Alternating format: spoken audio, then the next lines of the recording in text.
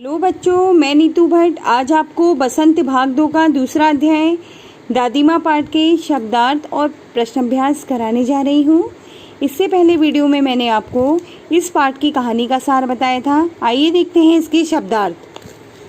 अनमना, उदास, शीत, शीतल, क्वार, हिंदी कैलेंडर का एक महीना, सिवान, सीमा, दालान, बरामदा, गंधपूर्ण, बदबूदार, वंश, खानदान, धूमिल, क्षीण, कमजोर, विलीन, अदृश्य, गुप्त हुआ, डावाडोल, चंचल, अधीर, अतुल, असीम, पाला, ओस की बूंदों का जम जाना, सरसाम, मूर्छा।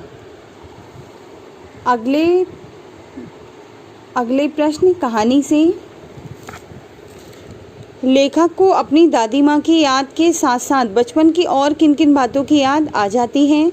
इसका उत्तर है, लेखक को जब पता चला कि उसकी दादी माँ की मृत्यु हो गई है तो उसकी आंखों के सामने वह सारी यादें पुनर्जीवित हो गई जो उन्होंने अपनी दादी माँ के साथ बिताई थी। लेखक को अपने बचपन की यादें जैसे गंधपूर्ण जलाशयों में कूदना, बीमार होने पर दादी का दिन रात सेवा करना, किशन भैया की शादी पर औरतों द्वारा किए जाने वाले गीत और अभिनय के समय चादर ओढ़ के सोना और पकड़े जाना, साथ ही उसे रामी चाची की घटना भी याद आ जाती है। अगला प्रश्न है, दादा की मृत्यु के बाद लेखक के घर की आर्थिक स्थिति खराब क्यों हो गई थी? तो इसका उत्तर है बच्चों, दादा की मृत्यु के पश्चात लेखक के घर की आर्थिक स्थिति खराब होने का कारण उनके पिताजी द्वारा धन का सही उपयोग ना किया जाना था। दादा के श्राद्ध में भी दादी माँ के मना करने पर भी लेखक के पिताजी ने अपार संपत्ति व्यय की थी। अगला प्रश्न है, दादी माँ के स्वभाव का कौन सा पक्ष आपको सबसे अच्छा लगता है और क्यों? इसका उत्तर है, दादी माँ के स्वभाव का सेवा, संरक्षण, परोपकारी व सरल स्वभाव आदि का पक्ष हमें सबसे अच्छा लगता है। समय समय पे वे ज़रूरतमंदों की पैसों से मदद करती हैं। समय पर रुपए पैसे वापस ना मिलने पर वे डांटती भी हैं और उनका कर्ज माफ़ कर पुनः उनकी मदद भी किया करती हैं। अगले प्रश्न कहानी से आगे से हैं। आपने इस कहानी में महीनों के नाम पढ़े जैसे क्वार, आषाढ़, माघ। इन महीनों में मौसम कैसा रहता है लिखिए।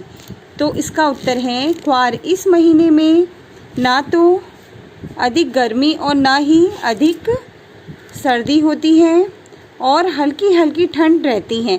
आमतौर पर मौसम साफ रहता है। आषाढ़, वैसे यह मौसम वर्षा का होता है परंतु इस महीने वर्षा ना हो तो गर्मी बढ़ जाती है। माघ, इस महीने में तापमान अत्यंत कम हो जाता है, अत्यधिक सर्दी होती है। भयंकर सर्दी से सभी का बुरा हाल होता है। अगला प्रश्न है, अपने अपने मौसम की अपनी अपनी बातें होती हैं। लेखक के इस कथन के अनुसार यह बताइए कि किस मौसम में कौन कौन सी चीज़ें विशेष रूप से मिलती हैं। इसका उत्तर है बच्चों, सर्दी के मौसम में सेब, अनार, अमरूद, गुड़, चिवड़ा, केला, कॉफ़ी, चाय इत्यादि चीज़ें हमें मिलती हैं। गर्मी के मौसम में संतरे, आम, अंगूर, जामुन, लीची, ककड़ी, तरबूजा, खीरा, फालसा, खरबूज, शरबत, शीतल पेय, लस्सी आदि। वर्षा के मौसम में अमरूद, खीरा, ककड़ी, केला, नाशपाती, लीची आदि। अगले प्रश्न, अनुमान और कल्पना से। इस कहानी में कई बार ऋण लेने की बात आपने पढ़ी। अनुमान लगाइए किन किन पारिवारिक परिस्थितियों में गांव के लोगों को ऋण लेना पड़ता होगा और यह उन्हें कहां से मिलता होगा। बड़ों से बातचीत कर इस विषय में लिखिए।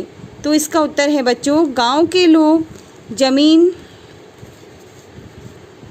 लेने, घर बनाने, बैल खरीदने, गाय या भैंस आदि खरीदने के लिए ऋण लेते हैं। इसके अलावा वे बीमारी, जन्मोत्सव, शादी, श्राद्ध, धार्मिक अवसरों पर, भोज, त्योहारों आदि के लिए भी ऋण लेते हैं। यह ऋण उन्हें साहूकारों, मित्रों, रिश्तेदारों तथा विभिन्न प्रकार के बैंकों से मिलता है।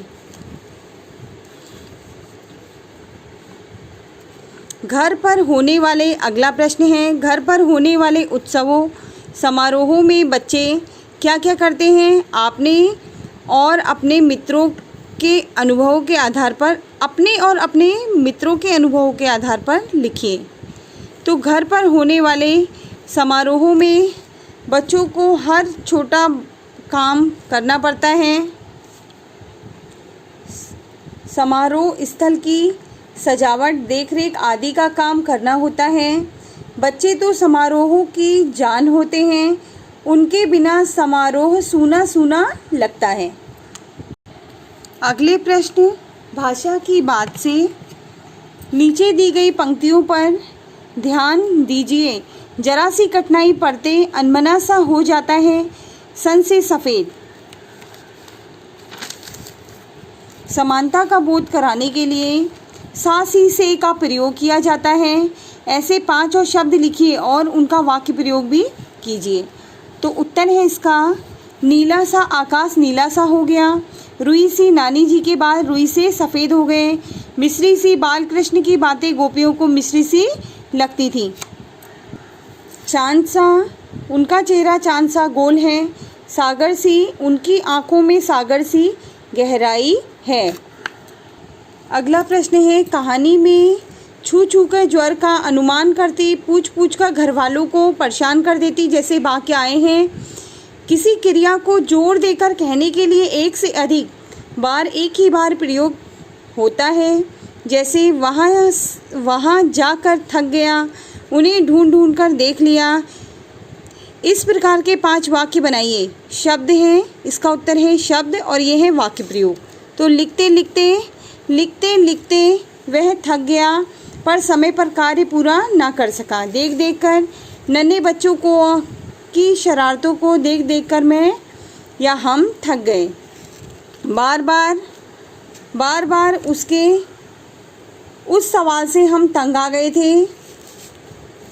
पीट पीट कर पुलिस ने अपराधी को पीट पीट कर अधमरा कर दिया। उड़ते उड़ते पक्षी थककर चूर हो गए। अब अगला प्रश्न है, बोलचाल में प्रयोग होने वाले शब्द और वाक्यांश दादी माँ कहानी में हैं। इन शब्दों और वाक्यांशों से पता चलता है कि यह कहानी किसी विशेष क्षेत्र से संबंधित है। ऐसे शब्दों और वाक्यांशों में क्षेत्रीय बोलचाल की खूबियाँ होती हैं। उदाहरण के लिए निकसार, रमा, उरिन, चिवड़ा, छौंका इत्यादि शब्दों को देखा जा सकता है। इन शब्दों का उच्चारण अन्य क्षेत्रीय बोलियों में अलग ढंग से होता है, जैसे चिवड़ा को चिवड़ा, चूड़त्र, पोहा, और इसी तरह छौंका को छौंक, तड़का भी कहा जाता है। निकसार, उरिन और ब्रह्मा शब्द क्रमशः निकास, उऋण और ब्रह्मा शब्द के क्षेत्रीय रूप हैं। इस प्रकार के 10 शब्दों को बोलचाल में उपयोग होने वाली भाषा बोली से एकत्रित कीजिए, कक्षा में लिखकर दिखाइए। तो इसका उत्तर है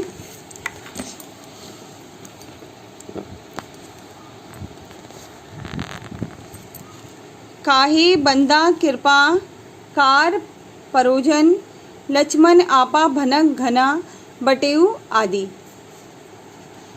धन्यवाद बच्चों। इन प्रश्न उत्तरों को ध्यान से आप पढ़ेंगे, अभ्यास करेंगे।